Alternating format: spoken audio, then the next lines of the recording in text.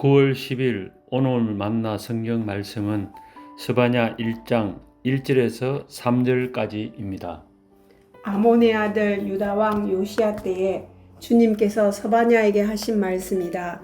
그의 아버지는 구시이고 할아버지는 그달리아이고 그 윗대는 아마랴이고 그 윗대는 히스기야이다.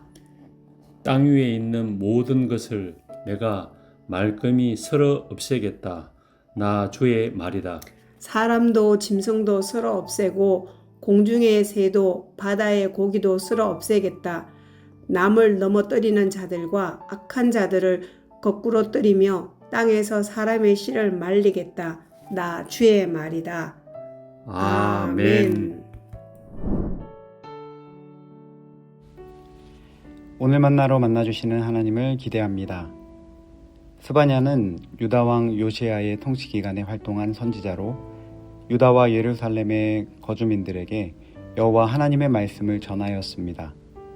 당시 상황을 살펴보면 주전 6세기 8살의 어린 나이에 즉위한 요시야의 통치력은 아직 충분히 발휘되지 못하였고 므낫세와 아몬의 오랜 통치의 여파가 사회 전반에 미치고 있었습니다. 또한 혼합 종교 형태를 띤 우상 숭배가 만연하였고 부유층의 억압이 날로 심해지고 있는 상황이었습니다. 그리고 국제적으로도 아수르의 쇠퇴와 신바벨론의 부강이 나타나는 대혼란의 시기에 있었습니다. 이러한 상황에서 스바냐는 남유다 이스라엘에게 전하는 하나님의 메시지를 기록하면서 그 첫 시작을 여느 선지자와는 약간은 다른 소개를 하고 있습니다. 오늘 본문 1절입니다. 아몬의 아들 유다왕 요시야 때에 주님께서 스바냐에게 하신 말씀이다. 그의 아버지는 구시이고 할아버지는 그달리아이고 그 윗대는 아마랴이고 그 윗대는 히스기야이다. 고대 근동에서 누구의 아들이라는 수사법은 혈연, 신분, 사회적 관계와 정통성, 권위, 신적, 왕적, 계승 등을 표현하는 중요한 언어적 장치였습니다. 그런데 특이한 것은 스바냐 선지자는 그의 조상을 4대까지 표현하고 있다는 것입니다. 예를 들어 요나서의 시작이 여호와의 말씀이 아미떼의 아들 요나에게 임하니라로 시작하는 것에 비해서 스바냐 선지자는 그의 아버지가 구시이며 할아버지는 그달리아이며 그 윗대는 아마랴이며 그 윗대는 히스기야라고 기록하고 있다는 것입니다. 이렇게 4대를 표현해야 하는 의도가 있음을 생각하며 다시금 족보를 살펴보는데 히스기야라는 익숙한 이름이 등장함을 발견하게 되었습니다. 스바냐 선지자가 히스기야의 후손이라는 기록인 것입니다. 히스기야 왕은 남유다의 13대 왕으로 종교개혁을 단행한 왕이었습니다. 무너져 있던 성전을 수리하였고 선왕이었던 아버지 아하스가 만들고 섬겼던 우상들의 제단과 도구를 제거하였으며 제사장을 성결하게 하며 유월절과 절기를 복원하며 예배를 회복한 왕이었습니다. 그러한 히스기야의 후손인 스바냐와 함께 요시야 왕이 종교개혁의 여정을 시작하고 있는 것입니다. 이러한 영향 때문인지 요시야와 히스기야의 종교개혁의 공통점을 발견하게 되는데요. 먼저는 우상을 타파하고 성전을 정화하여 예배를 회복하였고 두 번째는 제사와 율법을 존중하였으며 무엇보다 이들의 종교개혁이 전국적인 개혁운동으로 번져가는 사회적 운동이었다는 점이 공통적으로 발견됩니다. 특별히 두 왕의 종교개혁이 단순히 한 사람의 회개와 돌이킴, 소수의 영적 회복이 아니라 나라 전체의 돌이킴과 회복운동이었으며 이것은 또한 피조세계의 회복이기도 했다는 점을 주의 깊게 바라보아야 합니다. 왜냐하면 하나님께서는 개인의 구원을 넘어 공동체의 구원, 그리고 그 공동체가 속한 온 세상의 구원에 관심을 가지고 계시기 때문입니다.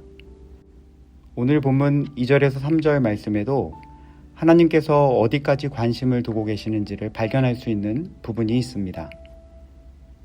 땅 위에 있는 모든 것을 내가 말끔히 쓸어 없애겠다. 나 주의 말이다.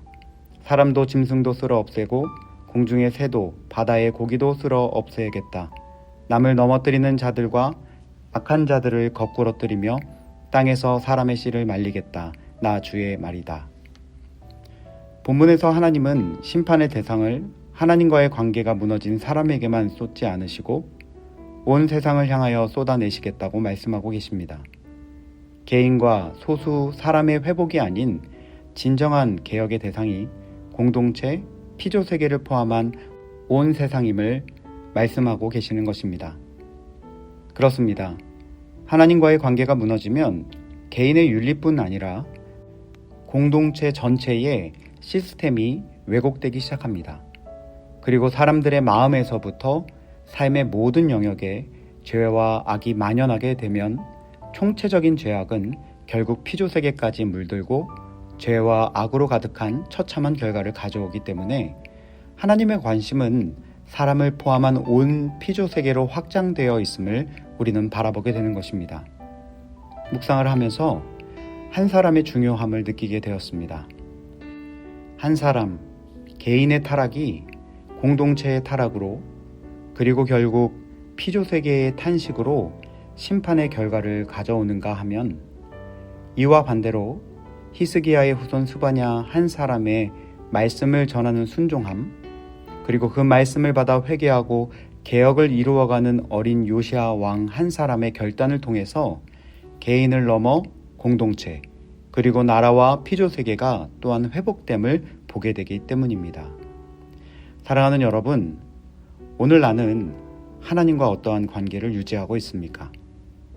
그분의 뜻이 나의 삶에 이루어지기를 간절히 기도하며 또한 그렇게 살아가고 있나요? 나 한 사람으로 인해 가족과 공동체, 그리고 이웃과 나라, 나아가 피조세계의 탄식의 시작이 되고 있지는 않은지 돌아보아야 하겠습니다. 오늘을 살아가는 나 한 사람의 태도와 선택이 얼마나 소중한 것인지를 깊이 생각하는 저와 여러분 되기를 기도합니다. 그리하여 우리 주님과의 관계를 더욱 깊이 그리고 더욱 가까이 나아가 가정과 공동체, 사회와 나라, 온 피조세계에 주님의 뜻을 온전히 흘려보내는 복된 통로 되기를 주님의 이름으로 축복합니다. 기도하겠습니다. 한 사람을 소중히 여기시는 하나님, 진정한 한 사람을 통해 가정과 공동체, 나라와 온 피조세계가 하나님의 구원을 경험할 수 있음을 깨닫게 하시니 감사합니다. 주님의 마음이 있는 곳에 우리의 마음을 두고 진정한 회개와 돌이킴을 통해 결국 우리의 피조세계가 하나님의 나라로 회복되는 거룩한 통로로 사용되는 한 사람 되게 하여 주옵소서. 예수님 귀하신 이름으로 기도합니다. 아멘. 이제 두 가지 제목으로 함께 기도하겠습니다. 먼저는 하나님의 피조세계를 회복하는 통로로 온전히 사용되는 한 사람으로 서게 하옵소서 기도합시다.